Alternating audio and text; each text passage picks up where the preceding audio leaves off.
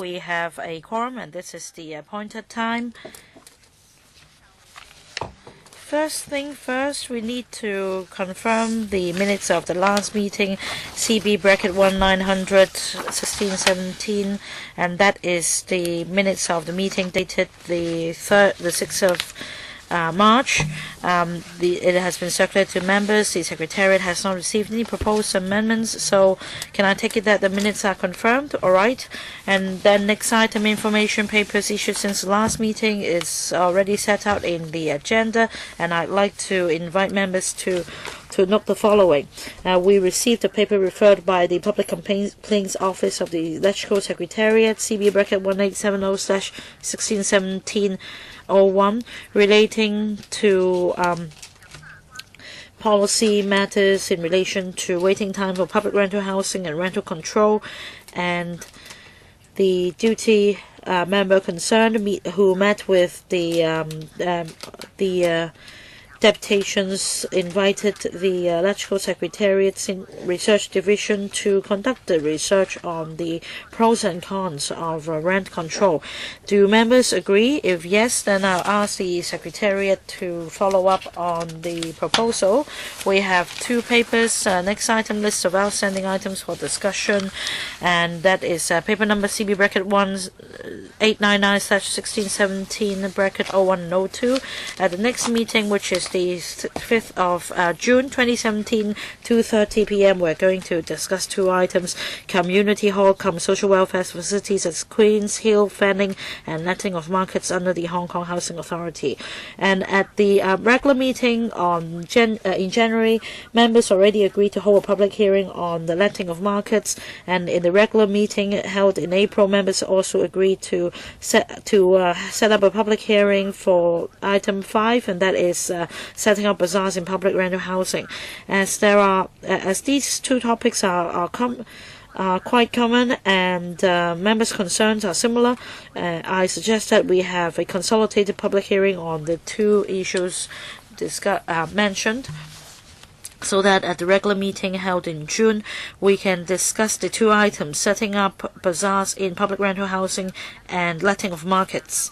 And at the list of outstanding items for discussion, we also have another item relating to the rent adjustment mechanism for rental units and rent relief measures for the Hong Kong Housing Society, and the Housing Society has agreed to discuss this item at the next meeting in July. And because of the public hearing in June, we may need to have a longer meeting, so please reserve time for the meeting in June.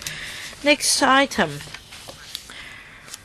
Public Works Program items number B286RS and B779CL, reprovisioning of recreational facilities and site formation works for public housing development at Hung Street, Kwun Tong.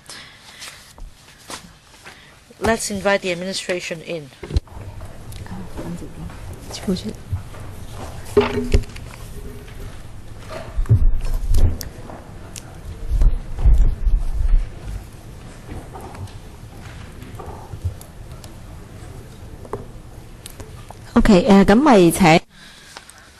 So, Deputy Director, can you please walk us through the paper? I think the PowerPoint has already been distributed, and we also have the paper in front of us, so please be succinct in your briefing so that the members have time to ask questions. Thank you, Deputy Director. Madam Chair, members, good afternoon. Deputy Director, would you please speak into the microphone? Thank you. This paper consults members about the government's proposal to upgrade the following two public works program items to Category A. The first one being B286RS, reprovisioning of recreational facilities at Hung Street Playground, Kwun Tong, and B779CL, site formation works for public housing development at Hung Street, Kwun Tong.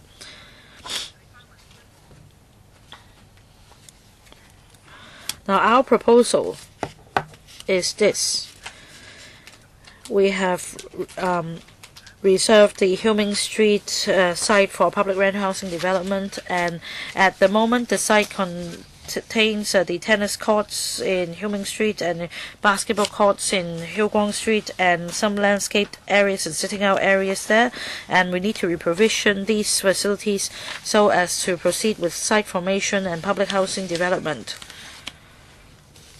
To continue to provide the community with these facilities, we would like to reprovision these facilities, including Hieu Guang Street recreation playground. And after reprovisioning of the facilities, we'll proceed with site formation for the purpose of public housing development. About the reprovisioning of facilities under B8286RS, we would like to reprovision 3 existing tennis courts and 2 existing basketball courts, associated recreational facilities including soft landscape areas, sitting out areas, children's play facilities, and other ancillary facilities including a management office, toilets, changing facilities, and equipment store, so as to provide a baby care room and horticultural store, slope stabilization works and construction of the associated retaining wall, and to provide a temporary management office, temporary toilets, and temporary changing facilities, so that we can have a seamless transition, and we can also put all the necessary facilities together to facilitate use by the community. Next item is B779CL, which is about site formation. We propose to demolish the existing recreational facilities in Hieu Guang Street and Hieu Ming Street to proceed with slope stabilization and site formation works, and also construction of the associated retaining structures. The purpose is to provide a formed site for our public housing development, which will provide about 1,080 flats for a population of about 3,030, and the development will be completed in 2025-26. And perhaps we can now look at the pedestrian links in the vicinity. To tie in with the Anderson Road housing development projects, the government has planned for pedestrian connectivity facilities. Phase 1 includes the pedestrian link to the north of the project linking Hieu Guang Street and Hieu Ming Street. The project is expected to be completed by 2020. The pedestrian link will connect the lift tower under the Salming Road public housing development, which is commissioned by the housing department to the highways department, and then to the south of the site as shown in the plan. The government will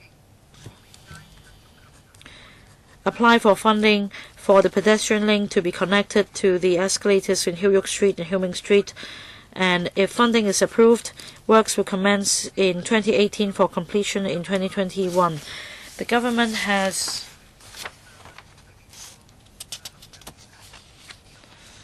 been looking into improving pedestrian connectivity in to the north of Tripping Street. And yet the owners' corporation of the estate concern has reiterated its objection. We believe that after completion of the relevant works, we can further explore the feasibility of the project with the relevant parties. In terms of this public housing development, in terms of the traffic impact assessment and other mitigation measures, reprovisioning of recreational facilities and site formation works, we have consulted the Kwun Tong District Council and the relevant DC committees, and members of these committees and the council have raised their concerns on traffic impact and also other concerns. We will continue to closely liaise with the District Council. As for the MOD price, the estimated capital cost is 106.3 million for B286RS, and for B779CL $147.7 million. We plan to commence works under B286RS in the third quarter of 2018 for completion in the second quarter of 2020. This will be followed by the works under B779CL for completion in the second quarter of 2022. We welcome comments from members. Members, if you have direct or indirect pecuniary interests in this project, please, in accordance with 83A of the rules of procedures, please declare your interest. And also please note 84, section 84 of the rules of procedures. And now 2 members have asked to speak. Okay, who else? Deputy Chairman. And then each will have 4 minutes. Okay, first question. In principle, I support the reprovisioning and site formation works because ultimately it will provide 1,800 units accommodating more than 3,000 residents. But I've got 2 queries here. So, Director, firstly, as for the progress of work, you just told us about of course, the schedules. That is, for example, commencement date of 2020 and 2022. But ultimately, it won't be in 2026 when the entire project is completed. Why is it that it will take so long? Any more details on the workflow? Can you compress the process? We know that this is a ready site, so why does it have to take so long? And also, as for pedestrian connectivity, I'm concerned about that. The location is a bit remote, where the site is. You said that there could be lift towers and corridors, but I'm concerned about the elevators in Choping North Estate. And the incorporated owners also objected to it because it involves areas where there is a slope. So would you try to acquire a bigger plot of land so that the incorporated owners there will think that it will create benefits for both sides and they'll be more willing to collaborate with the government? Deputy Director, please. Thank you, Mr. Wen, for your query. On our timetable, this piece of land is not really readily available, so it requires site formation, and also we also need to reprovision existing recreational facilities before the site can be worked on. So the site formation works when it's completed in 2022. Only then can we commence the construction to lay the foundation and also build the superstructure. So we can only begin the construction of the housing units in 2022, and then the units will be ready in 2025 or 26. So that's a normal timetable or time frame. And secondly, on the pedestrian facilities, just then I showed you a slide. You can see from there the connectivity areas. That is on the area of the Anderson Quarry. There will be connectivity to the site. Maybe I'll invite Mr. Wu from CDD to supplement on pedestrian connectivity. Mr. Wu, please. Yes. Actually, early on, we communicated with residents and also with the district council many times about connectivity. But residents felt that they would object to the building of elevators there. But still, we still hope that we want to continue to negotiate with them. As you just heard from the presentation, Deputy Director said that we will, on this matter of the use of land, keep negotiating with the residents. Hopefully, they will finally agree. Yes, but how about expand the area or the size of the land to be acquired?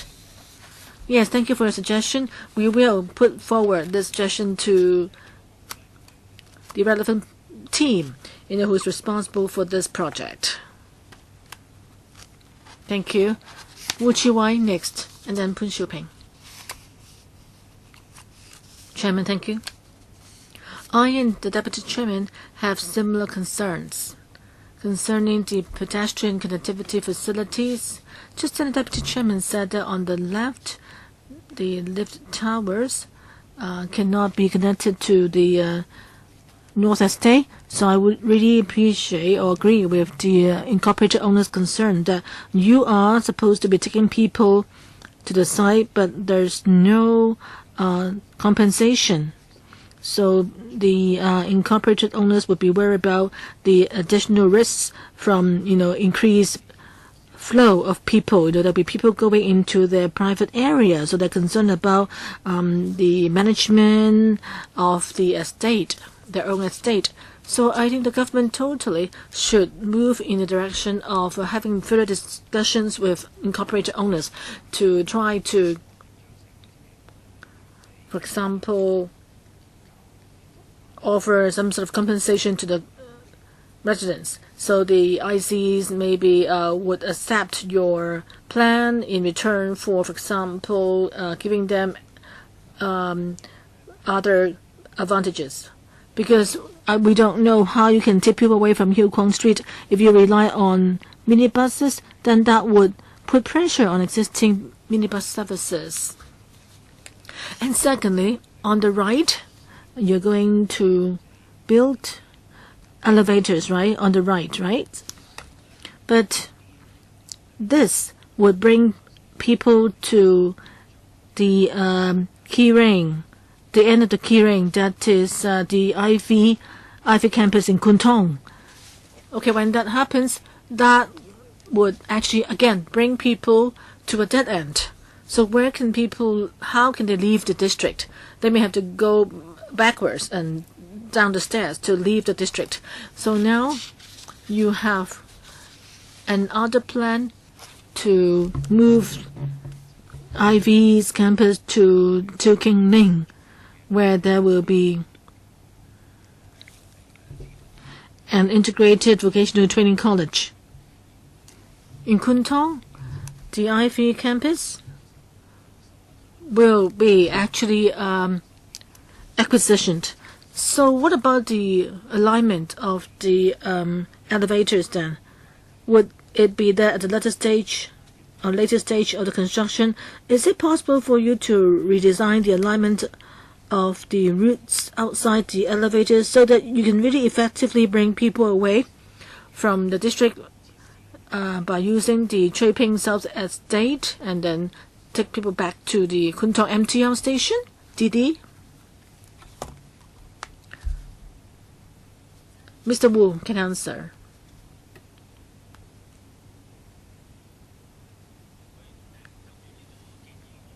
I think maybe I will actually relay your proposal to our team working on the project on the Anderson Road quarry.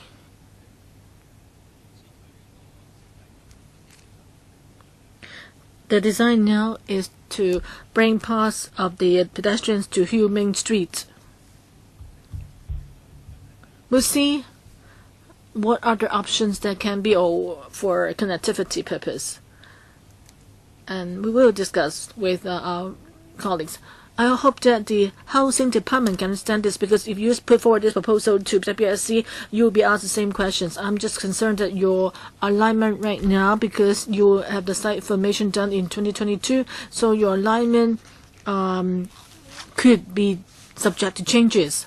I hope that you can incorporate into the plan possible changes so that you can finally create meaningful alignments and not bring people to a dead end.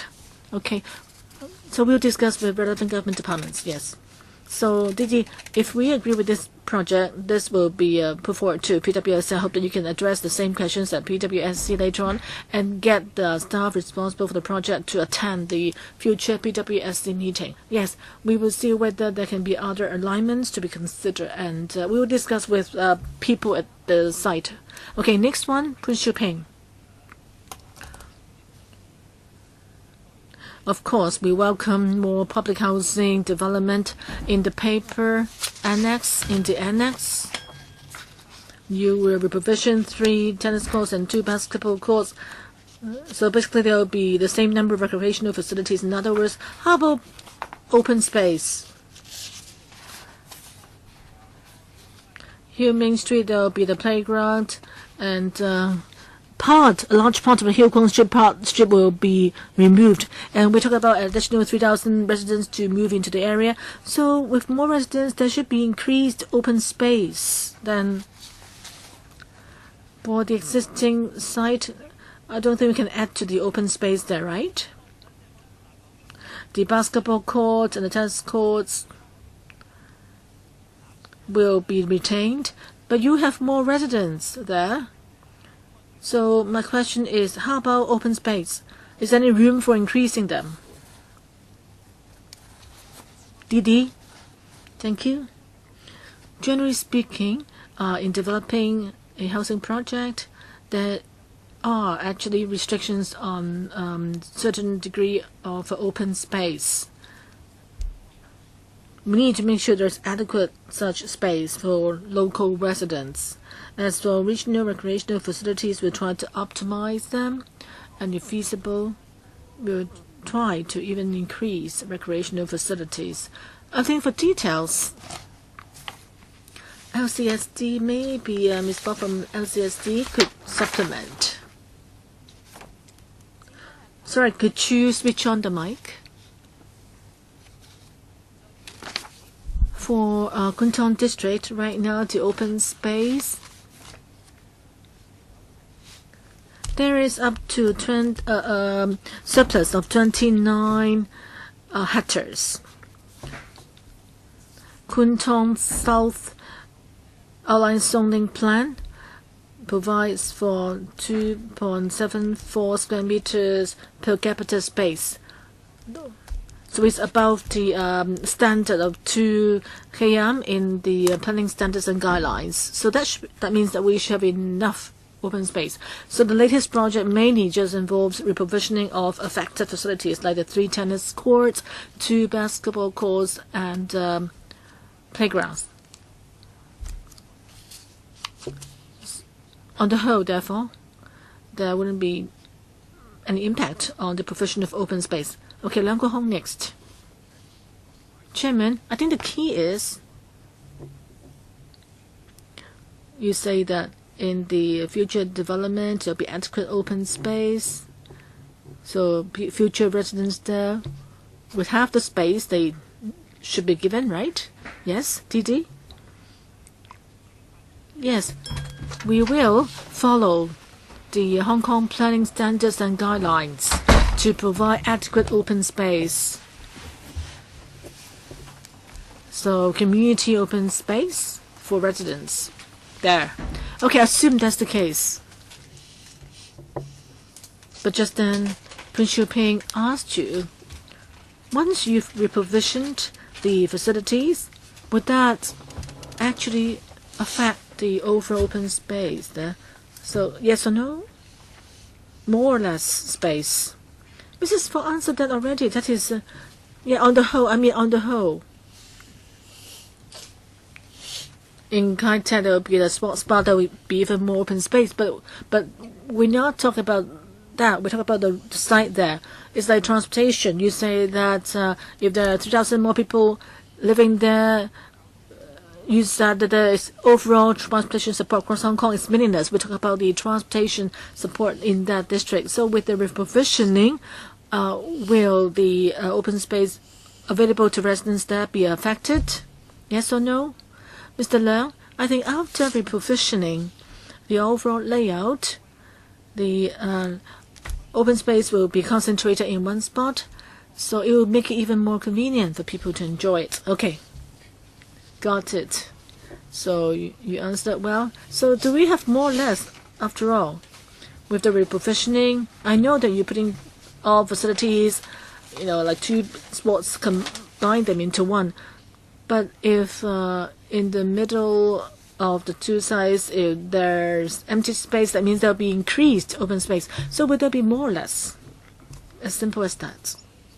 Do you have any figures that is within this district? Will there be more or less open space? Because you are expecting the people living in the estate to use that open space, right?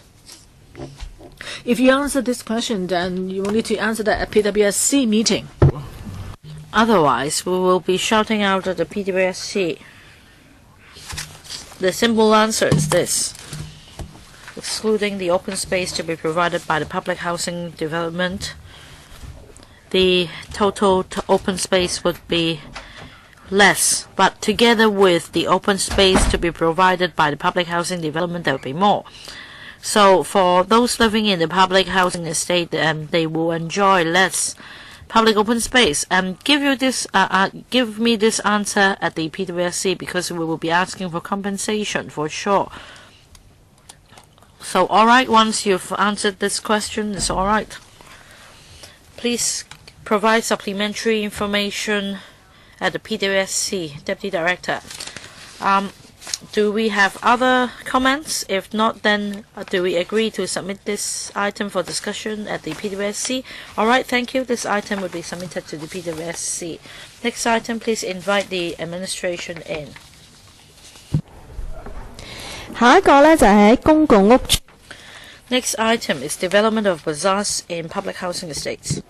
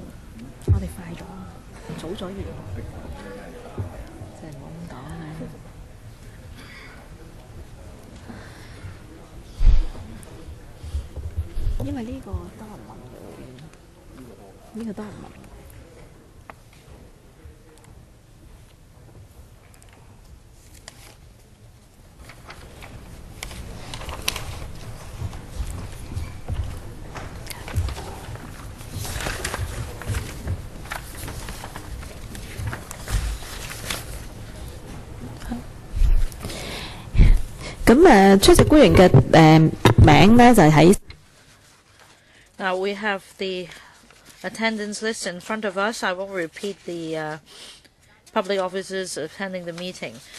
Would you please walk us through the paper? But please be brief, as I understand that a lot of members will be asking questions relating to this item. So please save some time for us. Thank you, Madam Chair. The current LEUNG has established a subcommittee on issues relating to bazaars to promote and discuss policies on bazaars. And since November last year, the subcommittee has held a number of meetings. The Food and Health Bureau, as the bureau in charge of policies on bazaars, have liaised with relevant departments such as the LCSDF, EHD, Highways Department, Housing Department, etc., to attend meetings and provide relevant information. And we've also explained in detail the government's position on policies on bazaars, the coordinating role to be played, and also the responsible departments regarding the use of sites and the standards and criteria for the use of sites. Representatives also attended meetings to discuss with members their consideration of setting up bazaars in PRH estates. And may I first, with the aid of a PowerPoint, brief members on the development of bazaars in public housing estates and the government's role in promoting this in regard. We also have a representative from the Food and Health Bureau, and we'll be happy to take questions from members. Please be brief. Yes, I will brief members on the government's policy on developing bazaars in public housing estates, and as the manager of the premises, would like to explain our role in this regard.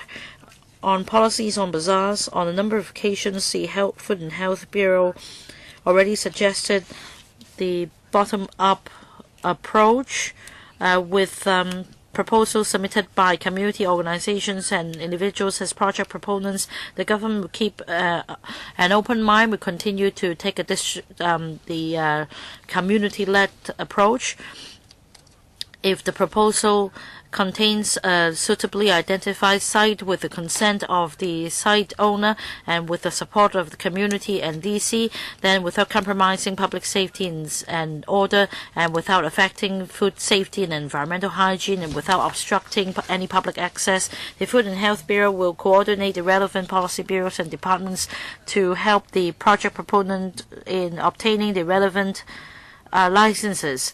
And in fact, there are a number of bazaars which have gained support of the DCs. In Shamshui-po, for example, the community organization have held 3 bazaars in Cao Kong Street and Maple Street since 2015.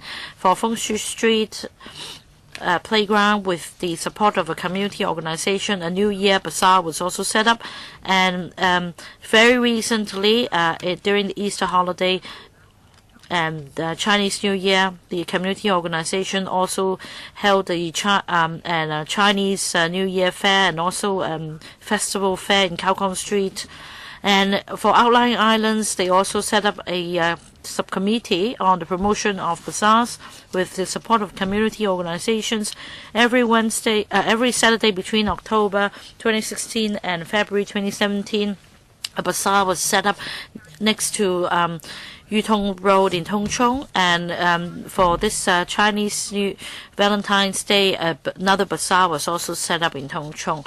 As for the role of the housing department, after we received a specific proposal to set up a bazaar in PRH, we would work with the government as manager of the premises.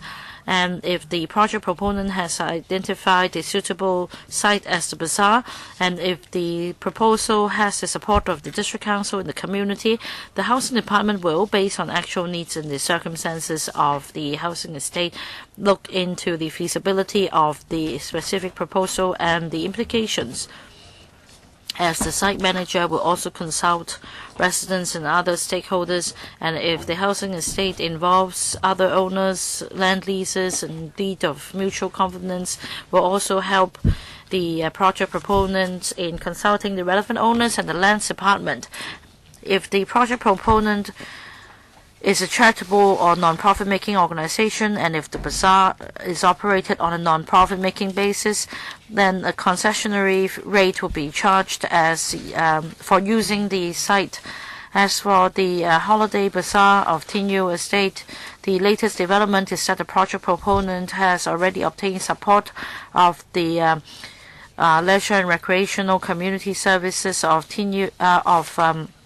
Yuen Long District Council, and we've also consulted EMAC of Tinyu Estate, and according to EMAC, they find the proposal feasible and that the amphitheater can be used as a site of the bazaar. But as this is a common area co-owned by the housing department and the owners, we've also consulted the relevant owners and the lands department. As the weekend bazaar is to be operated on a temporary basis, the owner and the lands department have raised no objection to the proposal. With the support of the community, the housing department has already granted a permit for using the site by the proponent. I understand that the project proponent is applying with the FEHD and other relevant departments for permits and licenses, and after they have been granted, the Tinyu Estate Market or Bazaar can be launched. Finally, as the site manager, the housing department will continue to actively work with the government on their policies on bazaars, and when we receive specific proposals to set up bazaars in PRH, we will closely liaise with the Food and Health Bureau and the FEHD. We will provide assistance so that under this policy framework, we can promote the development of bazaars in PH estates. We have 7 members who have raised their hands. Some more? Each member will be given 4 minutes. We still have one more item to go, so I need members to observe the time limit strictly. Mr. Ray Chan, Lau Siu Lai, Wen Chang, Andrew Wen, Tommy Zhang, Eddie Zhu, Lau Guofeng, and other members. Let's start with Mr. Ray Chan. Thank you, Madam Chair. For the Tin Yu Longqing Bazaar, it will be launched smoothly, and we need to thank a number of people. I recall that at the last term of LegCo, for the subcommittee on issues relating to hawkers, the idea was floated, and we already urged the government to develop bazaars. And with the help of Dr. Koh Wing Man, we now have project proponents. I hope that the housing department can also act as a facilitator, not only a regulator. And I hope that this model can be taken up by other districts and other housing estates. They can explore the idea of developing bazaars in their estates. I understand that some areas are jointly owned by the Link and the housing department, and I think we all get the idea that the purpose of the bazaar is to fight against property hegemony, and you mentioned that their consent is required, and the reason may be that it is run on a temporary basis. Can you tell us more details about that? For example, if we have bazaars every weekend in every estate, they will say no to that. Have they indicated something like this? And do you have information about the common areas jointly owned by the housing authority and the Link? Do you have a list of such areas in public housing estates? How about a list of public housing estates with amphitheaters jointly owned by the housing authority and the Link? If you have this list, I think that it will facilitate more organizations in proposing projects. And I wonder if you can have an interdepartmental working group for this. For example, you can set up a website stating the requirements for developing a bazaar so that the community organizations and charitable organizations can enjoy this one-stop service if they're interested in operating a bazaar. Deputy Director. Thank you, Madam Chair. Let me take the second question first. All the departments responsible for managing the relevant space follow certain guidelines in considering the proposals. They will also consider merits of the case, and the same applies to the housing department. So this so-called interdepartmental coordination mechanism has been well established, and setting up another mechanism may not be more effective. And the member is correct in suggesting that if we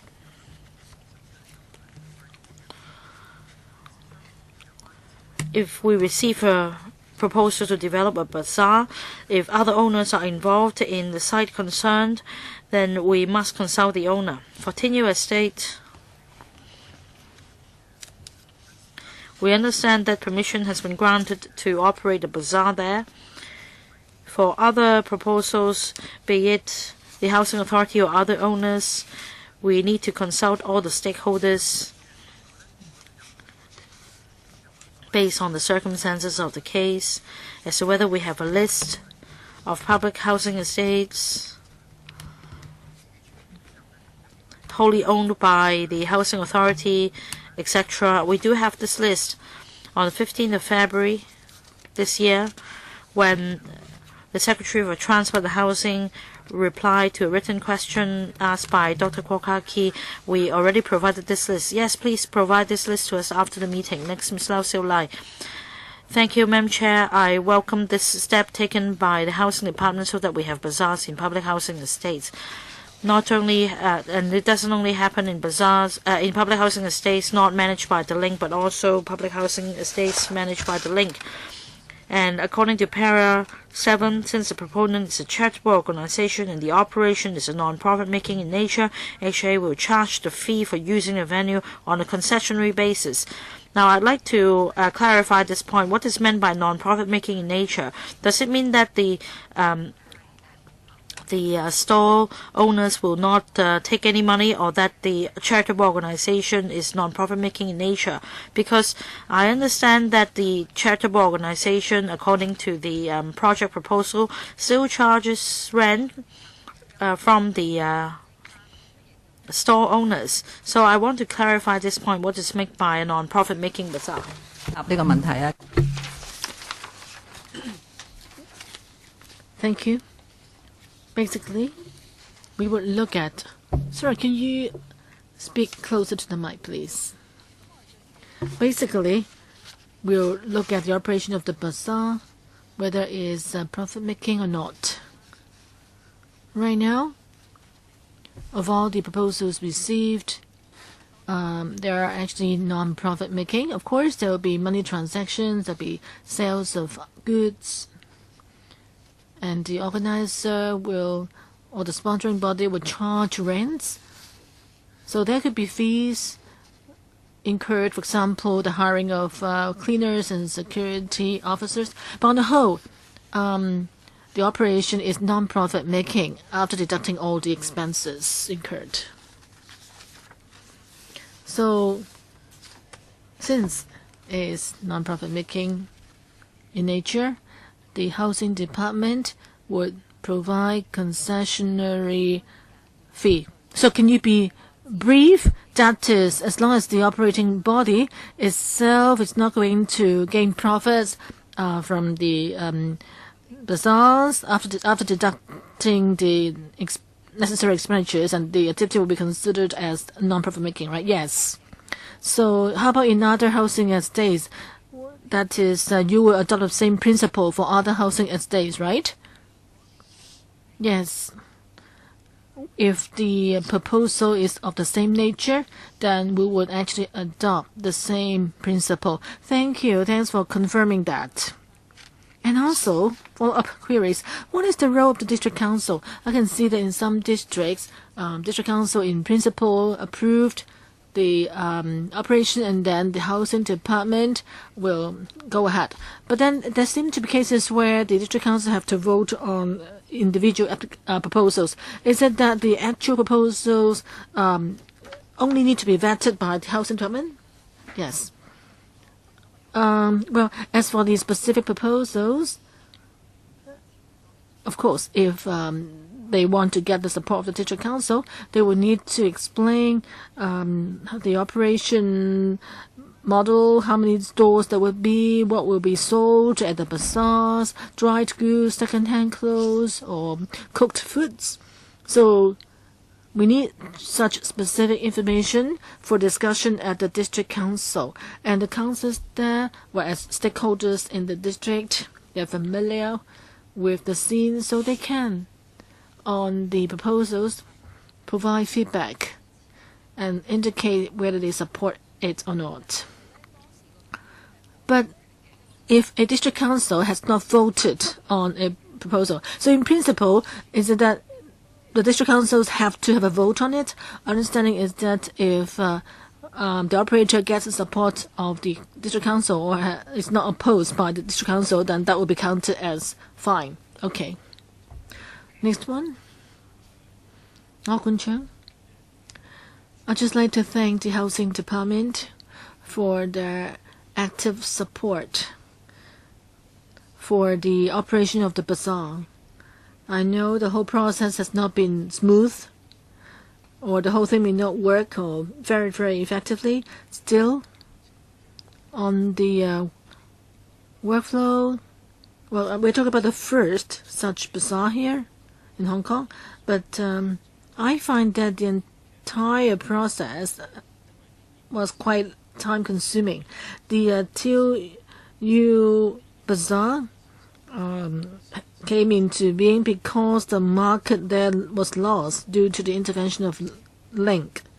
People there, residents there, asked overwhelmingly for a market for the convenience of elderly people and the residents there, and that dates back to 2015, and now it's 2017. So it's been 2 years in total. Of course, it's only last year when organizations applied to operate stores there, so that was about half a year ago. So the whole thing was brewing, actually, including how the site should be used, how operators can meet the fire services department's requirements. Then the whole thing got settled in half a year. So we are talking about services within a housing estate. Do you think you really need to approach district council, where the whole item may have to be on the queue for discussion on the agenda, and there could be questions raised? Housing estate has its own estate management committee, which I know discussed the idea of bazaars, and they unanimously approved it. And there's also in the district, other area district committee. And then, despite the presence of these two committees, you are expecting, and we had the proposal put forward to the district council to solicit members' views. So therefore, just then, Lau Shila was asking whether the council had cast a vote on it. But it's not that there's no vote, Chicken. It's just that people did speak out, but some people slammed the idea, and even though they didn't really object the plan. So ultimately, most councillors supported the proposal. But I just wonder whether we need to involve so many parties. We're just talking about an operation within a housing estate for the convenience of residents there. We're not talking about getting people to go to rural areas in Yunnan or what. So you can review why we need such a complicated workflow. You don't need to consult people who are really not related to the whole thing. I know the government has its own considerations, but I think, the complicated workflow can delay the whole process. And now, there are already restrictions on the types of goods sold at the bazaar, and that there shouldn't be any sewage discharged, and there are also fire safety requirements. So, Fire Services Department, what role do you play? How are you going to monitor the bazaar? Mr. Wong, would you like to answer? Thank you. As for the Tin case, all along we've been looking at the application because it's in a public area in the housing estate, so it's bound by restrictions in the land lease and DMC. And also we need the support of the lands department, not the owners. We have already expedited the process. Bazaar is something of temporary nature. So as long as there's no opposition against it, sorry, because of time. Mr. Wong, from the Housing Department. Okay, I think you can only speak next time. Next one, Deputy Chairman. I think no matter what, I think this is a progress. However, I need to praise the Housing Department. Even though I was shocked when I read the paper, without affecting order and food safety a few months ago, when we discussed the matter at the subcommittee, we've discovered ownership issue, that is the link rate. And then paragraph 4 in the paper says that there are also restrictions in the land lease and DMC and so forth. No matter what, what happened in Tin Estate shows that despite all the issues, the Housing Department has made it possible. So on the land lease, the amphitheater in Tin, can you explain a bit more on that? What temporary facilities there might be there? And also, can you possibly extend the experience of Tin to other areas to regularize the bazaar project?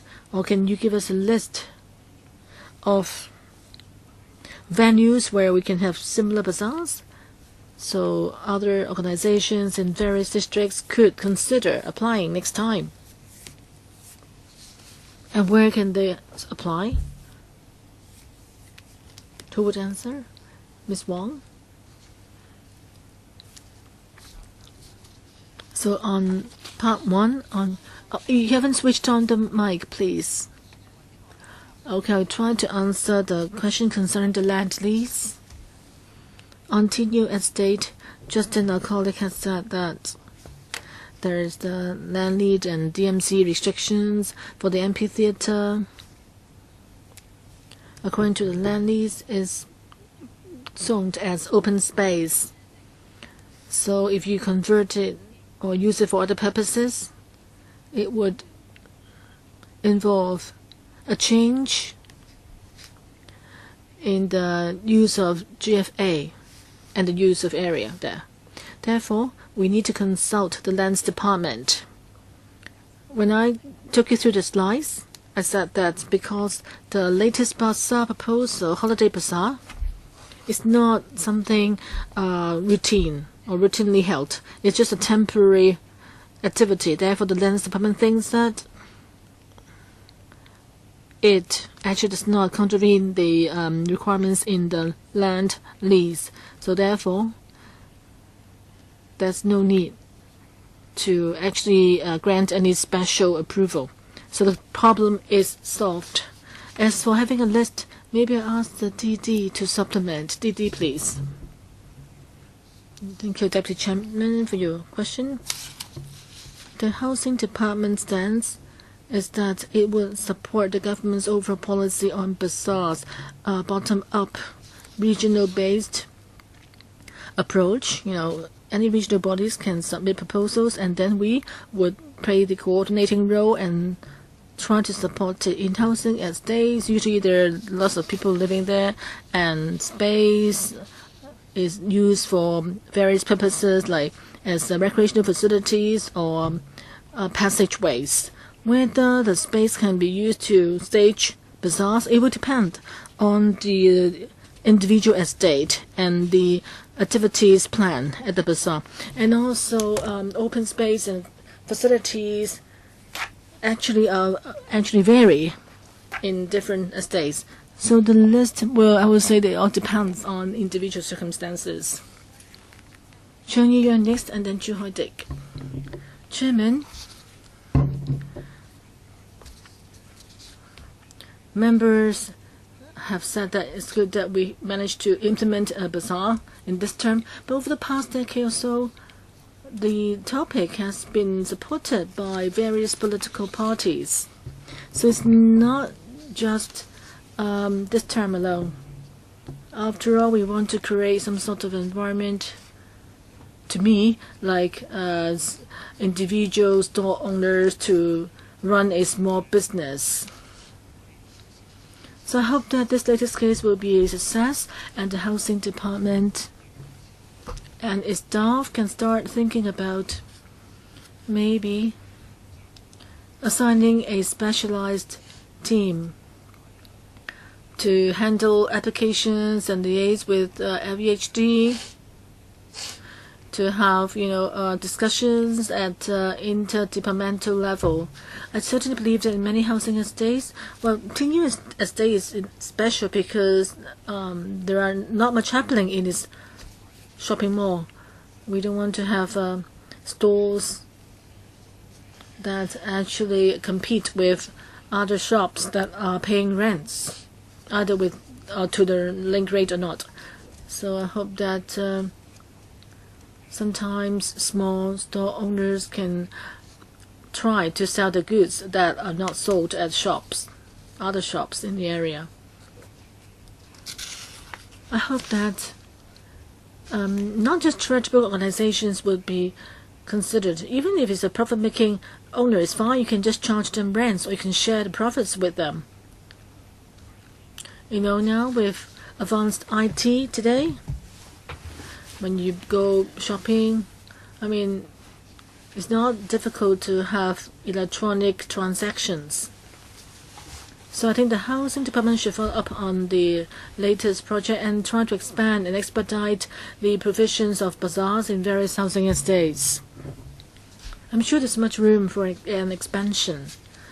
like there are areas, space in an estate which are not owned by link rate, or in car parks there could be some spaces that can be used as bazaars. Labour Party supports your effort. I hope that you keep up your work and find dedicated staff to form a specialized team, a small team, focusing on tackling, new items like bazaars, so there can be more business opportunities for small business owners.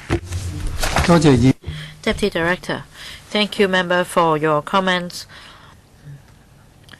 In approving applications for use of venues within housing estates, the Housing Department would definitely offer help and will also liaise with project proponents and the relevant departments. Our goal is to assist the project proponents in applying for permits and license from the relevant departments so that the proposal can be implemented.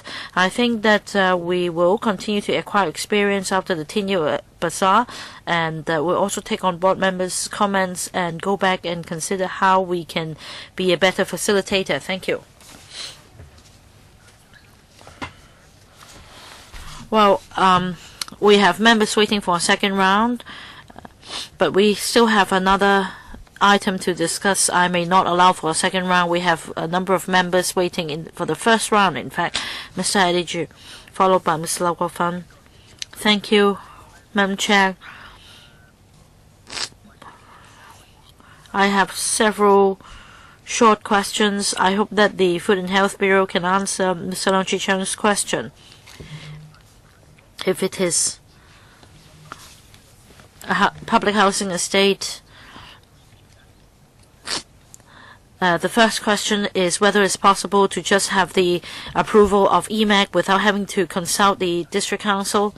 Second question, I think that this item focuses on Tinyu Estate. I think because for public housing estate involving the link, we have never been able to set up a bazaar before because they would often object to any bazaar proposal.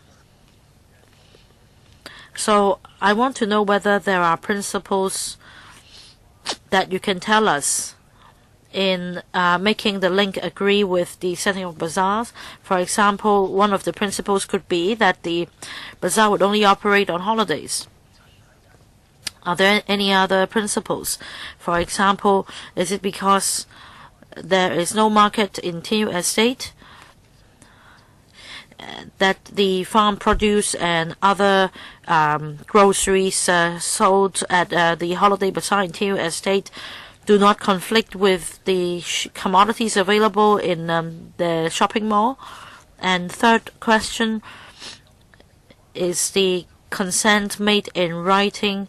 Is there a time limit? Is it a time limited agreement, or is the consent made verbally? And fourth question, this bazaar, according to Ms. Lau Siu-lai's question, is non-profit making in nature. And as far as the lands department is concerned, does it mean that since no fees would be charged and that it is not a commercial operation, and as a result there is no calculation as to whether the maximum of the GFA can be reached?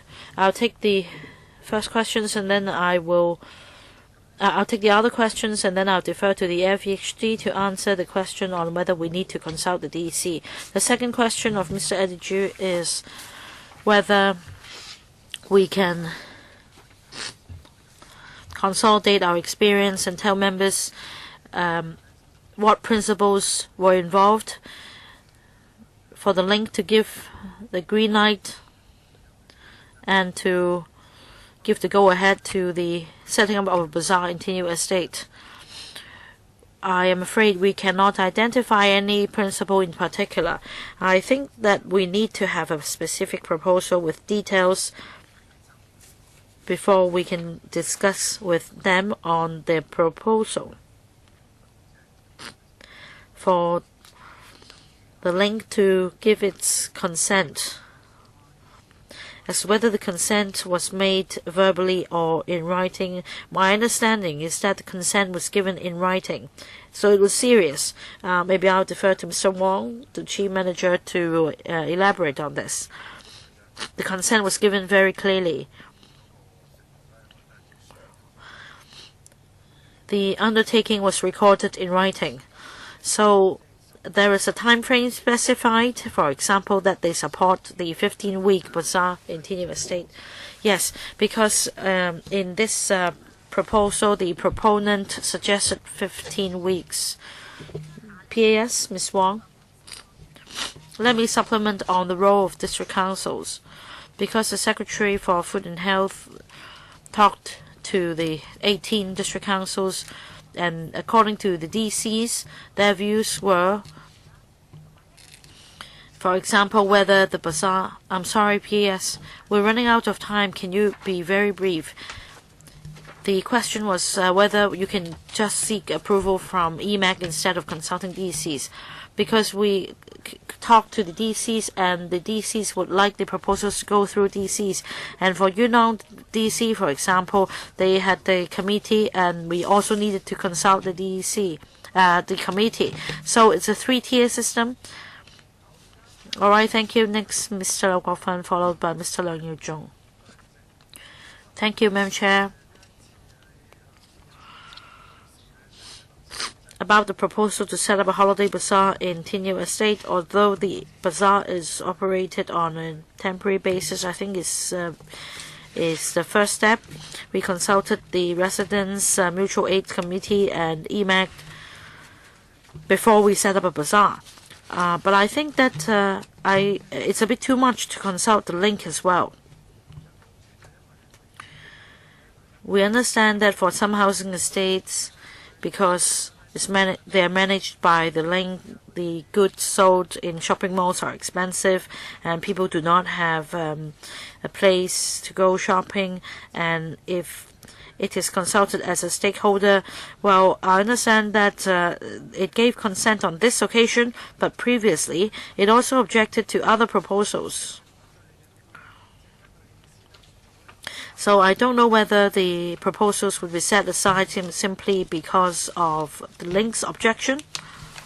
Second point, I think that this is a trial, and if it's proved to be successful and welcomed by members of the public,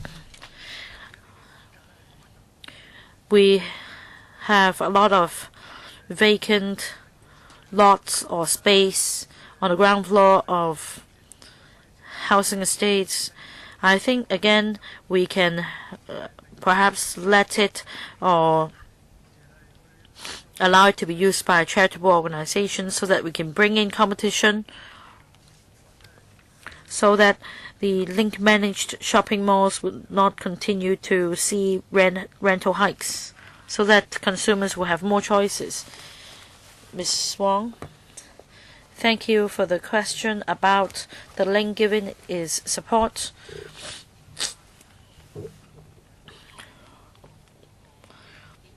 Usually, we'll consider the site concerned. If the site is a common area jointly owned by the HA and the link, because of the constraints, we must consult the owners on the proposed change of use of the site. And we also understand that other owners of the housing estates may not necessarily oppose the proposal to set up a bazaar. It depends on the specific proposal.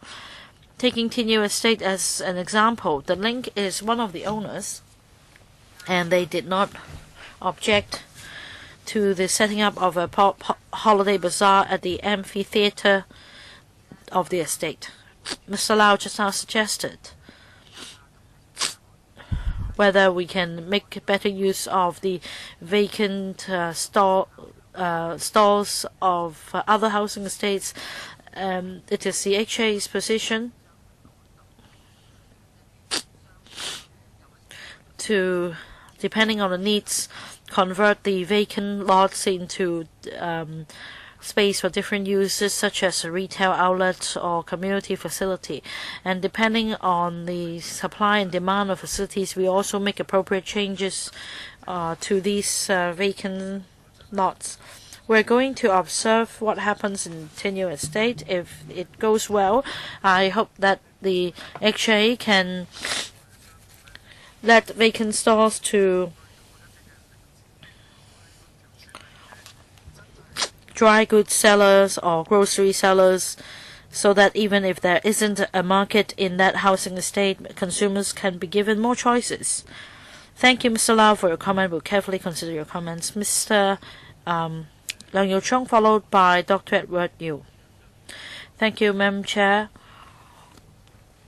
I don't know whether this will be evolved into a bazaar operated by commercial organizations like Mr. Tommy Cheung suggests, but at the moment it's usually charitable organizations that runs these bazaars. I don't know why you're going to charge an admission for that, because at present for activities held in the public open space in housing estates, no admission will be charged. So I don't understand why you need to charge an admission fee. I am afraid that you're going to set a bad precedent. Although you said that the admission fee would be very low, even as low as $10, I still think it's unreasonable. I don't think we're discussing Mr. Tommy Cheung's suggestion that a bazaar should be run by a commercial organization. That's a different thing, and the admission fees may be different. But it seems that there is no mentioning of this requirement that DCs must be consulted. I don't know whether this is a must coming from you or from the DC or from other departments. Chairman of DCs, but chairmen of DCs don't really represent the whole of DCs. It's just their personal views, and the chairman cannot, or the chairman do not have the power to say that the DCs will not give his support simply because the chairman do not support it. So is it really absolutely necessary to have the support of DCs? Otherwise, the plan would be blown. Now, my other question is this. We have one applicant, that is one charitable organization operating this bazaar. How about if we have more applicants? Do you have a selection mechanism, Ms. Diane Wong?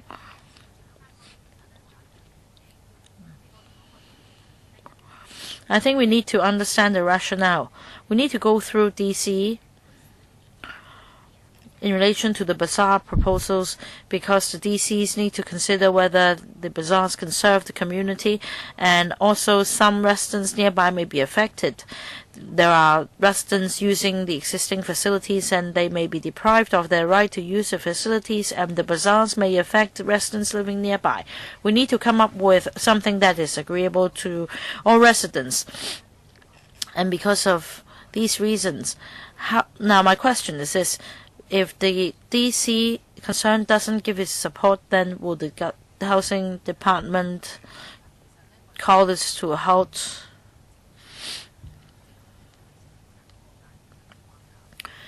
We work under the overall framework of the government's policies on bazaars. It's a bottom-up approach, and it's also district-led. Who formulates this framework? We just follow the government's framework. Which government department draws up this framework? Which department draws up this framework? Tell me, which government department draws up this framework? The government, along with the Legislative Council, in the past have been discussing this framework, but I am against that because well, you have too many questions you're unable to answer. You're out of time. What about the admission and selection mechanism? Let me take Mr. Leung's question on the point of admission fees. for events held in public housing estates managed by the housing department. Depending on the nature of the events, we can decide whether to charge a fee or not. If it's non-profit making in nature without any money transaction, we may waive the charging of fees. But on this occasion, because money change hands, and we cannot therefore waive the charging of fees. Can you please give a written reply to Mr. Leung on the selection mechanism if there are more than one applicant? I'm sorry, we're running out of time. We still have a number of members waiting to ask questions, so please answer his question later. Dr. Edward Yu and Mr. Shu Ka-chun, just a short question first. I want to know whether the TPPE licenses conditions are followed in running a bazaar in public housing estate managed by the HD. It really depends on the application. If it involves activities in Cap 172, then it will need to apply for license. How about the TINU case?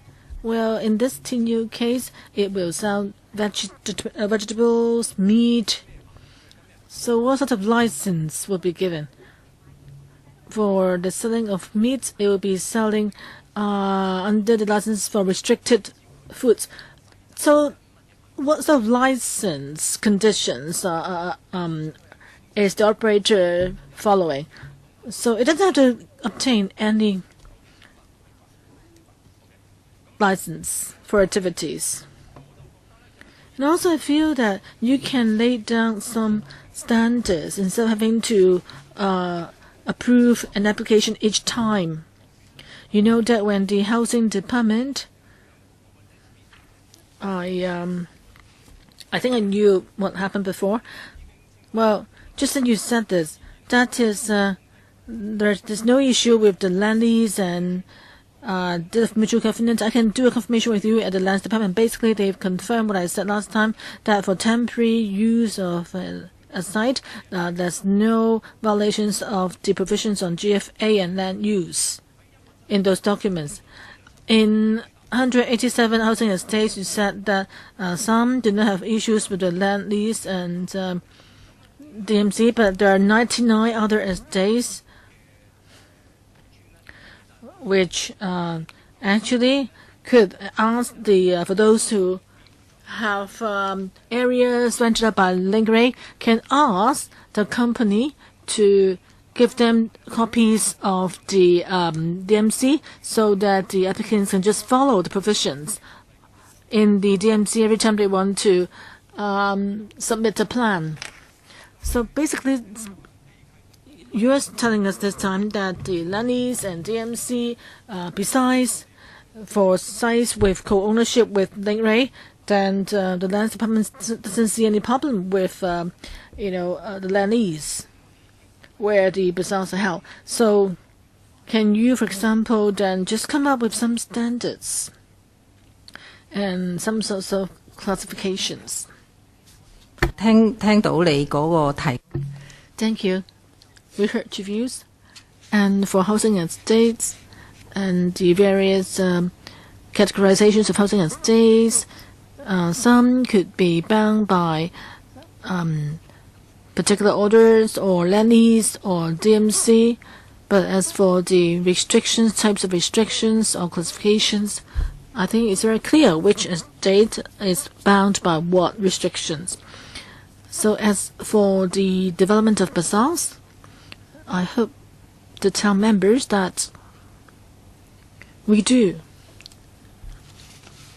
regardless of whether an estate has a land lease or is bound by land lease or not, if we were to consider a proposal for bazaar, we would not just look at the restrictions at the site, but also residents' views. Of course, I heard that, or district council's views on a particular proposal. So we're talking about two issues here. Yes, once you have come up with some standards, then, sorry, your time's up. Next one, Shu Ka-chun, and then Kwok Ka-ki. Thank you, Chairman. I think I've been having meetings at electrical in half a year. This is the first time that I'm come across an item that all members express support for it. So I think this good deed done by Housing Department should be copied more. As for the 15-week bazaar plan, I've got some questions, however. Well, some were related to what Leung Che-cheung just asked. Firstly, the Housing Department. You receive rents from profit-making applicants. How much did you receive in rents? And also for the operating or the organizers, can they charge a rent, the store owners' rents? And also, since TNU Estate will be open to agricultural firms, what standards would you use to vet applicants? And fourthly, Housing Department all along has not given us a clear answer on whether regional groups can apply to hold bazaars where there are cash transactions involved. If the TNU Estate can have cash transactions at its bazaars, does it mean that in other districts and other NGOs will be able to organize bazaars at other estates with cash transactions? Thank you. Ms. Wong. I think it's about the same question after all. On the overall development of bazaars, we will adopt the same principles across the board. As I said in my reply to Lau Siu Lai, if there's a concrete proposal that has been given support, then we will try to facilitate the provision of the service. We would not rule out people, as applicants. Anyone who's interested, any individuals or groups with a specific proposal, they can propose to organize bazaars in a housing estate, and then they will be expected to follow the procedures. And then, if in the end it turns out that they've got the regional support, then we will approve the applications, like what happened in the TNU Estate case. And we approved the application to use the site. I was asking you whether you have any criteria to vet or to evaluate the applicants. Well, it's not that there are no criteria or not. They need to tell us whether they are profit-making or not, and what sort of stores there will be at the bazaar. There are all kinds of bazaars. You would know better than me. Some could be selling items, some could have more activities, or some would actually have a carnival. So we need to each proposal on a case-by-case basis. If there are carnivals to be held and there are no cash transactions involved at a bazaar proposal, as Leung Che-cheung asked, in the past we've seen so many similar activities held at housing estates. 30 seconds. For those with cash transactions, how would you deal with them? If it is proposed by a non-profit making organization, and if the activity is for a non-profit purpose, then we will rent the venue on a concessionary basis. And in TNU Estate, how much rents have you received? We haven't received the rent yet because we just approved the request for the land use. So we will actually charge a concessionary rate. You can tell us what rate it is, or you haven't calculated it? Well, the concessionary rate is at $600 per day in TNU. Next one, Kwok Ka-ki, then Kwok Hong. Thank you, Chairman. Firstly, I do welcome having this breakthrough. No matter what, or whether we think that there are still rooms for improvement, we still pleased to see the good start. And I hope that the Housing Department can have a more transparent mechanism so that in the future, people who want to organize such activity can apply. For the Housing Department and the residents there, and also for the individual store owners, it's a good thing. If there's no transparent mechanism, however, that will be difficult to have other estates following this example. So can you use Tinyu as an example and set up a mechanism so that other organizations and your housing department managers would know what to do when they receive similar proposals.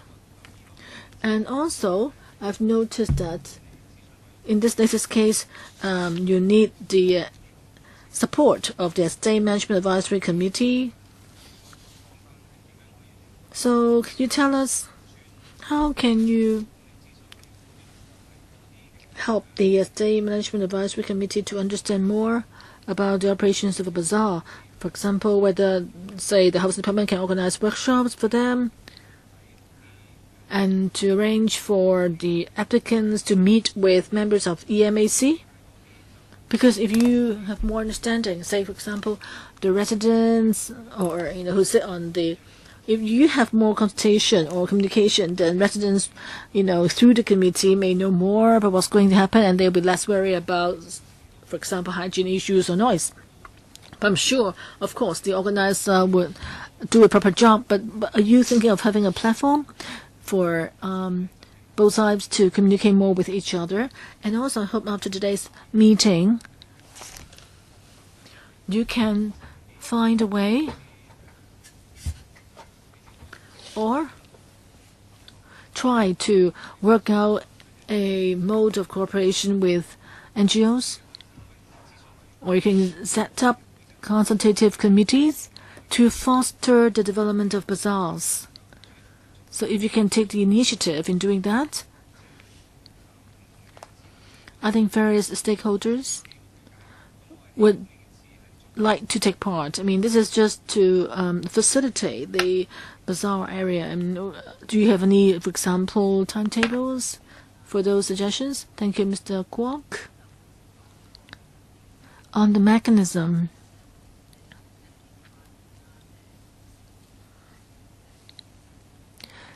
now since there are applications for bazaars, and we do have internal guidelines for our frontline staff in housing estates. Can we take a look at the guidelines? Yes, after the meeting, I can give you a copy.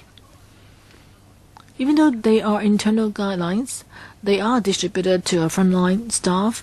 That is, in case organizations want to apply to set up bazaars at an estate, the staff would know how they can help with the applicants.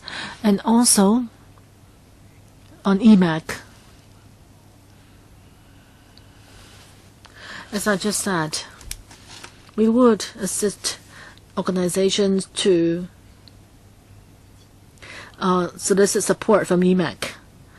That is, the applicants may have to explain their own plan at EMAC meetings, so that EMAC members would know better and have better confidence in their plan, and then give them support. Okay, how about my third question? Sorry, time's up. We've got another item. So maybe the housing department, can you provide the information after the meeting to us? Because we all know, we all want to get more information from you. Please give us a additional paper in writing on what you're going to do, the way forward for future applications. Okay. Next one, Hon. Chairman, many members have said that whatever problems there are, there will be solutions. But still, the government is the government. Officials, there's so many officials that applicants have to deal with, maybe. So, I think, Chairman, you work at the district level. You know that, there are actually more solutions than problems, but yet, there are officials that maybe the applicants need to deal with. I don't know whether you want to consider EMAC as also part of the official body, the area committee and the estate management committee. Those are sort of bureaucratic bodies that could be obstacles to potential applicants, and the link rate can be another potential obstacle because it can have its own views. But now with all these various 4 bodies, then there could be hurdles to applicants. So is it that as long as any one of the bodies oppose, then the applicants will not be able to hold bazaars? That's what I want to know. If that's not the case, so is there any scoring system? What ways do each of these bureaucratic bodies or public bodies carry? So members know, very much want to know. Maybe we don't have an answer today. There are just too many powers or parties here with powers. And the link rate needs to provide a written approval as well. So can you tell us or show us link rates, written approval, and also any reasons on the part of link rate for not approving an application? So that you can give us the internal guidelines. The other point is this: you have the 4 bureaucratic organs, the link being one. What about the DC's position on Tinyu Estate, and also the area committees and the rural committees? Give us their views so that we understand their positions. We can read their views, and then we can then draw a conclusion. I'm getting old. I'm afraid I will have memory loss, so please remember to give me all that I have asked for. Also, for profit making and non-profit making, you are well aware of the fact that some may be profit making, and also how are you going to give scores? Is there a scoring system? If so, details please. And also, apart from the link, I want to know whether the same set of guidelines are followed by the 3 bureaucratic organs. I'm not going to criticize you. That will be the end of my comment. I just want all the information. All right, Mr. Leung Che-cheung is not criticizing you. He is only asking for information. Deputy Director. Madam Chair will try to give you any papers available to the best we can. But coming back to this example of Tinyu Estate, according to EMAC, they believe that we can give it a try, and the Lands Department is also one of the owners who stated no objection to the proposal. As for the specific proposal, I think that each time it will be considered on the basis of its merits. We cannot only draw a conclusion whether approval should be given simply based on paperwork. Next, Dr. Cheng Shung Tai, the last one, and then I'll wrap up this item.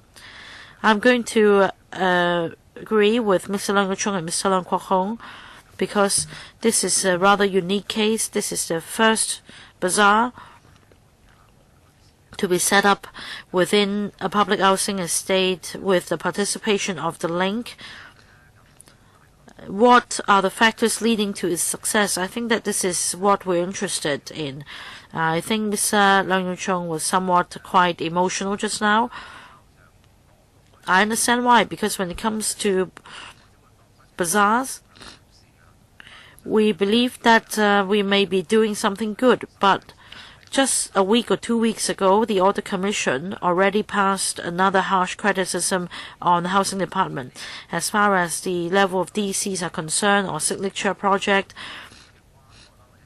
transfer of benefits, collusion, these matters are clearly identified, and it also has to do with the mechanism itself. Members of the public have this perception that you are trying to transfer benefits to organizations closely related to the pro-establishment camp. especially for Tinyu Estate. There is only one project proponent and approval was given very smoothly. Had we made the application, would you have granted the application? Impossible. That is why I would like to emphasize time and again that we need to pay attention to the mechanism. When there are more than one applicants, how are you going to select the most appropriate candidate? There is nothing mentioned in this paper. We are just excited by the fact that a bazaar can finally be operated in this housing estate. Madam Chair, I don't know whether you agree with it or not, but the Audit Commission did prepare a whole chapter on this topic, that is, for signature projects of this sort, especially when importance is attached to the DC level. In terms of the vested interests of district or community organizations, things are not clear.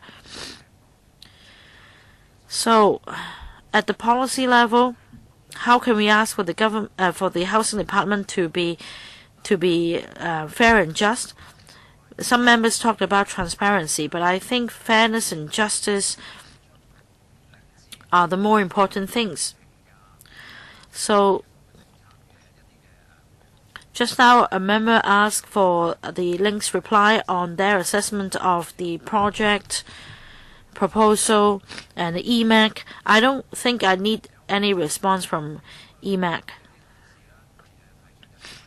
Some members just now mentioned that no consultation of the DC should be necessary. Well, I have reservations about that because for some estates, they may have property management companies or mutual aid committees and EMACs being dominated by members from the pro-establishment camp.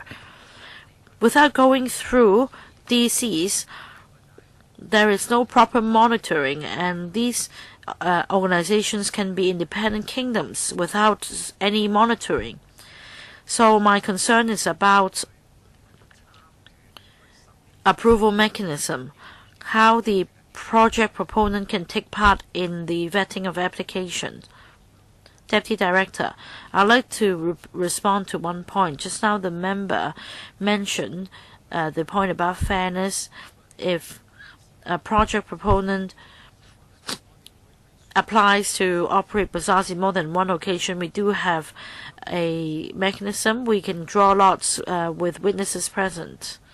I think many members just now asked about the criteria to be adopted in considering the applications. I think the Deputy Director and other departmental representatives already replied that it differs from case to case and also from department to department. I think this is members' concern. Tell us what the consideration is. Well, on this occasion, the LEUNG has given its green light. What if the LEUNG then objects in the future? Will anything be done to address their objection? And also about the mechanism, can you please give us a reply in writing later so that we understand the principles involved so that it can happen next time? Because members, as I understand just now, acknowledge your effort, and Mr. Leung Che-cheung even said that he will not criticize you, which is rare.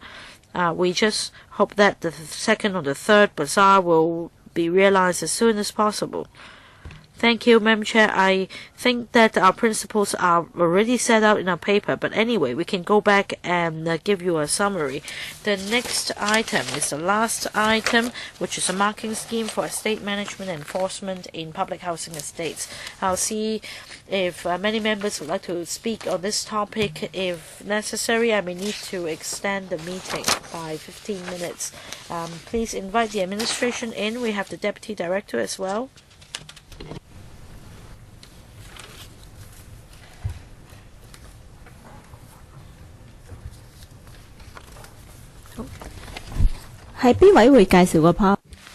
Who would go through the PowerPoint with us? Deputy or Assistant Director, Mr. Choi.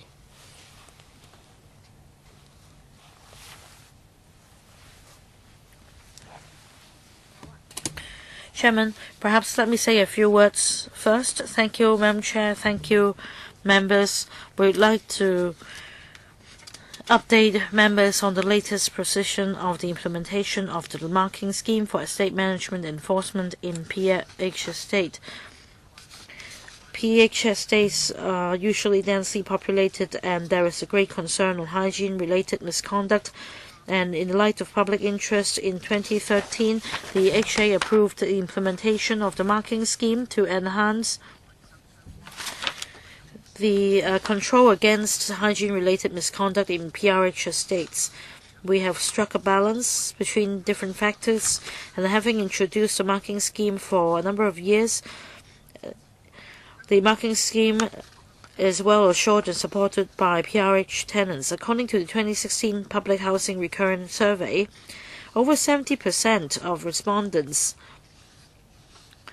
believed that the marking scheme helps improve the overall cleanliness and hygienic condition of the common areas of the state, and will continue to make use of posters, leaflets, and other publicity channels to raise the awareness of the public regarding the marking scheme, so that we can have a clean, safe, and harmonious living environment for PRH tenants. I will now invite my colleague to introduce the update of the marking scheme to members with the aid of a PowerPoint. Assistant Director, please be brief.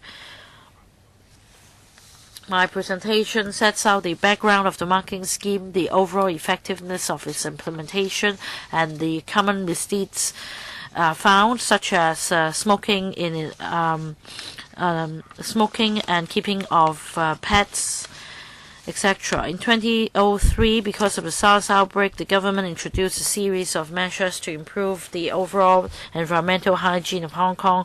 For public housing estates, there are many multi-story buildings which are densely populated, and there is a great concern on environmental hygiene.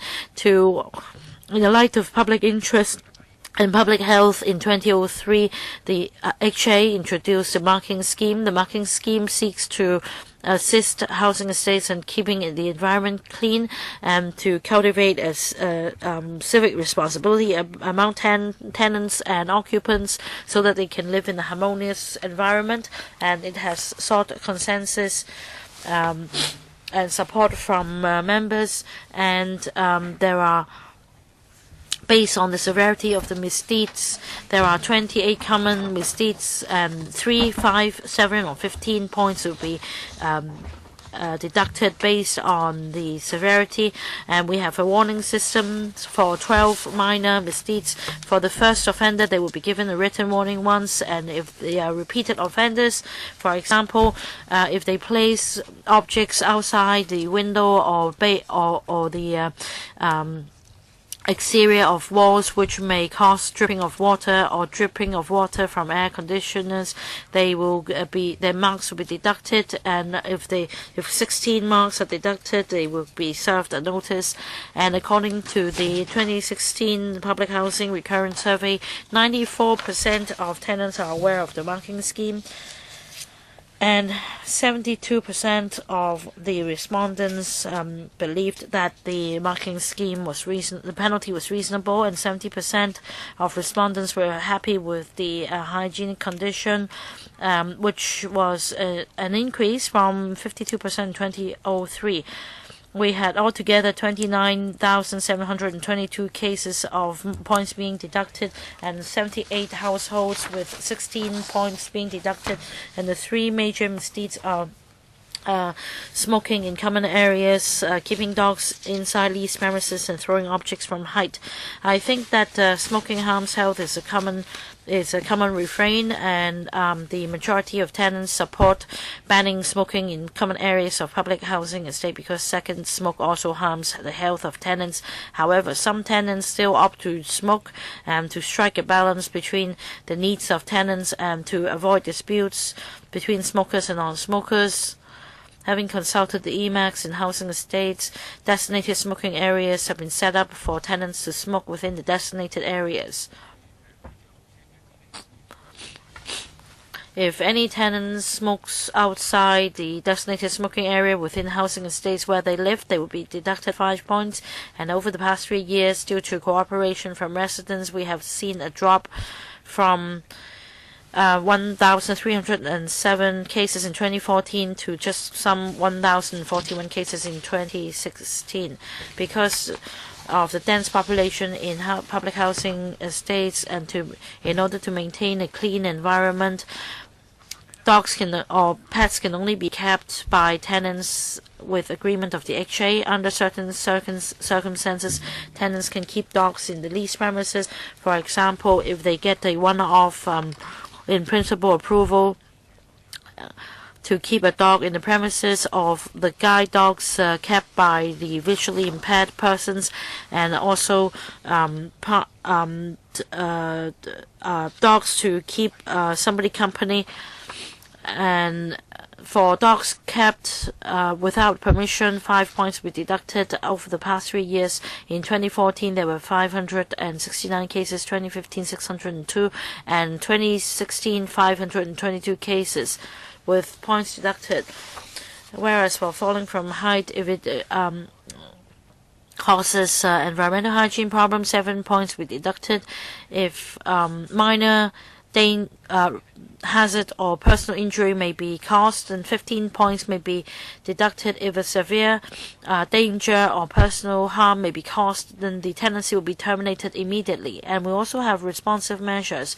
We have, for example, officers conducting regular patrols, and through the HA's website, we also enhance our promotion and education effort by putting up posters and holding activities. And we also have a mobile surveillance system to detect suspects, and we also have a special duty squads to take up patrol work to combat the issue of falling from height. And we also seen a declining trend from 2014. In 2014, there were 170 cases. In 2015, 146. In 2016, 127 cases. The way forward, the marking scheme seeks to promote environmental hygiene in PRH estates and to remind tenants to be mindful about behavior that may affect others and affect environmental hygiene, and thereby creating a harmonious community. And the marking scheme is assured and supported by tenants who will continue to launch publicity and education to enhance its effectiveness. So 4 members have asked to speak. Who else want to ask questions? I'll draw a line. Hon LEUNG Che-cheung and Lau. I'll draw a line. Hon. Okay, 2 questions. Firstly, on keeping dogs illegally. In the past 2 years, actually last year, Housing Department approved the keeping of dogs, by some people as a mental support. The department has exercised its discretion in that. So they're going to relax the restriction. And also for guide dogs, where I think now more people are actually promoting the value of guide dogs. But how about the dogs used to train guide dogs? And that's not included in the Housing Department regulations. So people training dogs for guide dogs will have 5 points deducted. So would the government sort of help in promoting accepting guide dogs, training dogs, so that residents can keep the training dogs in their stay, to train guide dogs for the visually impaired and those in need of companion? Didi? Thank you, Mr. Cheng. First of all, keeping dogs in housing estate, public housing estate, if is for someone who needs mental support, as long as there's medical proof from the doctor. Policy right now is the dog can be kept, to provide the resident with mental support. As for guide dogs, for the visually impaired, you didn't have the need, and if the dog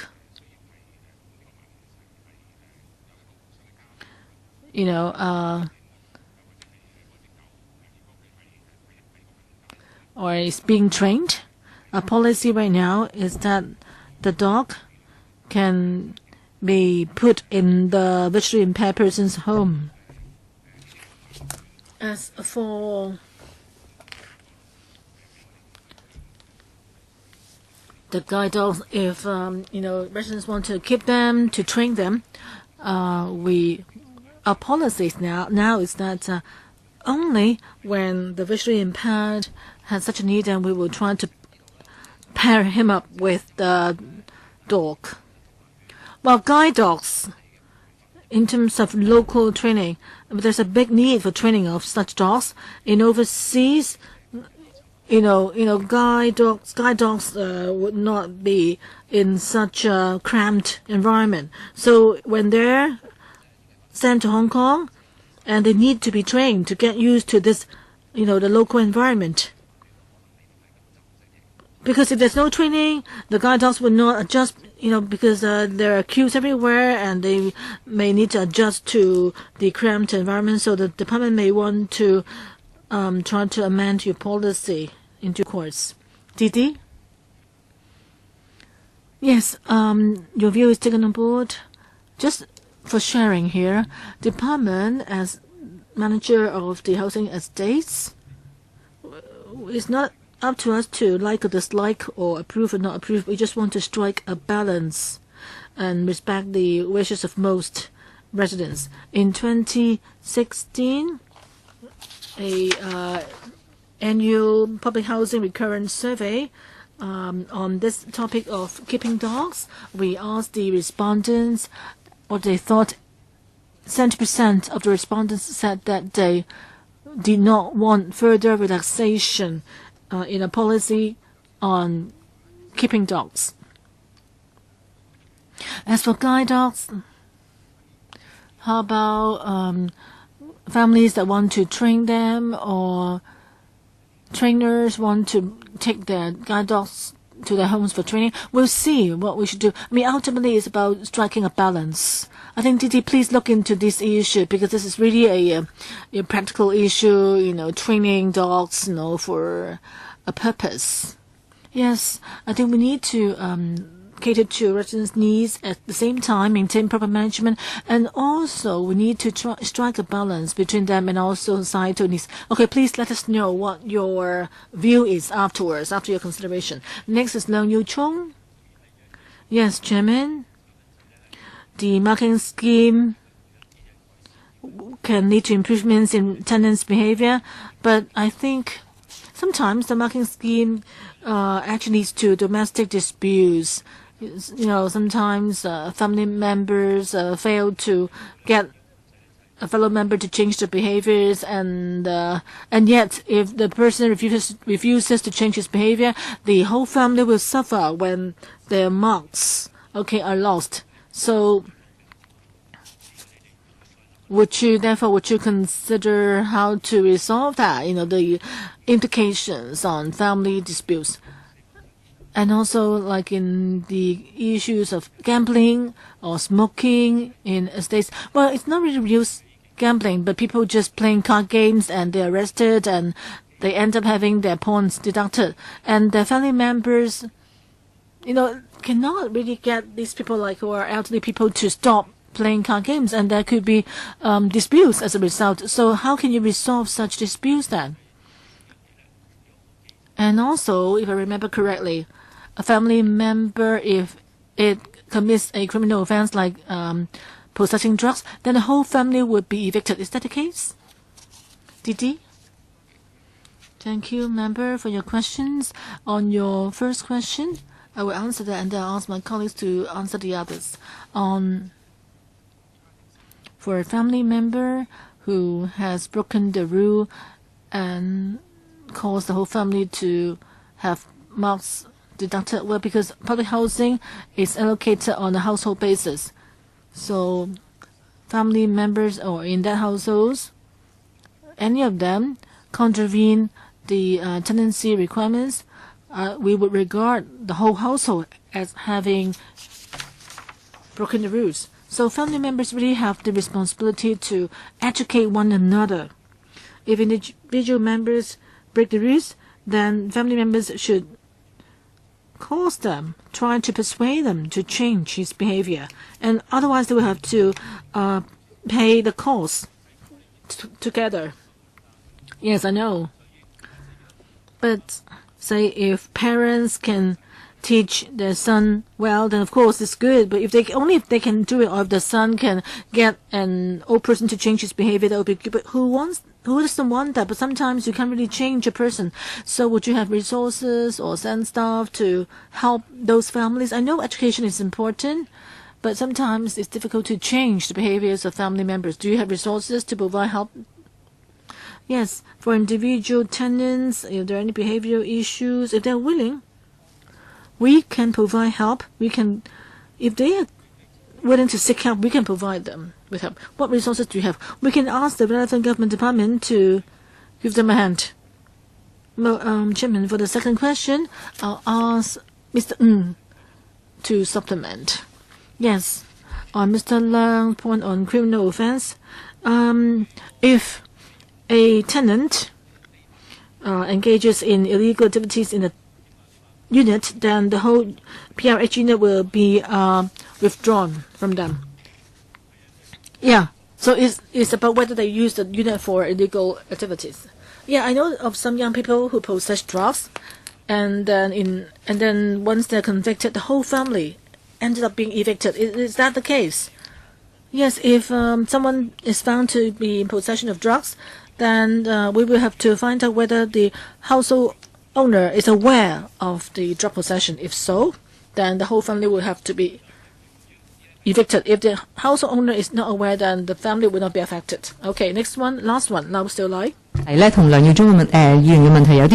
Well, this is a similar question to what Leung Che-cheung just asked. Still, it's different. You have this marking scheme, and that is if a rented out unit is used for illegal purposes, then the marks will be deducted. Like, for example, the unit is used as a gambling den or to store drugs or for illegal activities. But I've seen that in 2012 there was a report that an elderly singleton who was found to have 5 contraband cigarettes for his own use by the Customs Exercise Department. He didn't really do anything in his unit, but the cigarettes were found in his unit. So how do you define illegal purposes? If you sue a young person for using a computer dishonestly, and yet he's using his computer in his home, so what do you mean by illegal? In what sense is illegal? What do you mean by using a unit for housing unit for illegal purpose? What's your standard like? Chief Manager, we would make reference to the court's judgment. If the court rules that for example, drugs are stored in the unit, then that means the unit is used for illegal purposes. So if a young person is ruled to have used his computer dishonestly in his flat, so does it mean that the unit is used for illegal purpose? Well, if the owner, as I said, if the owner of the unit is not aware of what happened, then we will not withdraw or take back the unit. So as long as a criminal offense has been committed, then the unit will be considered to have been used for illegal purpose. Well, it depends on whether the owner of the unit is aware. I think you do need to review the rule, because if the rule is so stringent, we are talking about double penalty here. When someone commits a criminal offense, because he must need a space to commit the offense, and yet the unit will be the space, and yet if you blame it on the unit or household, then it's like a double penalty. I understand, but I want to make it clear that in Hong Kong, residents in Hong Kong need to obey local laws. So if you sign a contract with us in the public rental housing, so it's the same thing. So there could be liabilities, if you commit an offense. So it's a question of double penalty. So you think that's the way to go? Well, as I said, Hong Kong residents have to comply with Hong Kong laws. And also when he signs the tenancy contract, he should respect the spirit of the contract. Okay, if there are no further supplements, then now Sheila hasn't used up her 4 minutes. So Ho Kwon Yew, do you have a question? You can use up part of her 2 minutes. I'd like to ask Didi, in Annex 2, you told us that since 2003 to 2017, we have actually deducted 29,722 marks. So since the scheme was launched,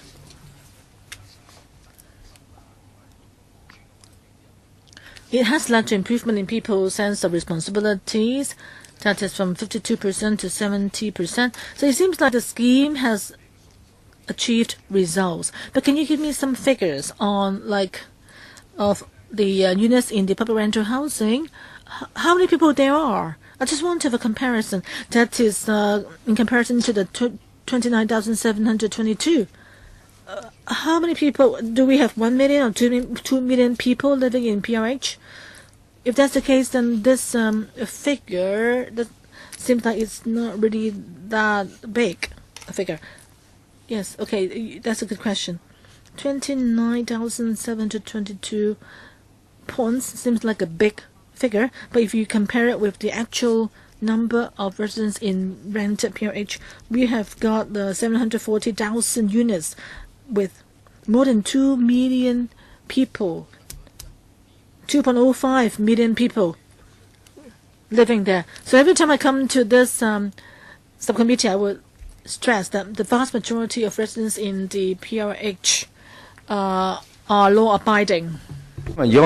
Second question, because from A to D about those committing offence, well, these are quite minor misdeeds.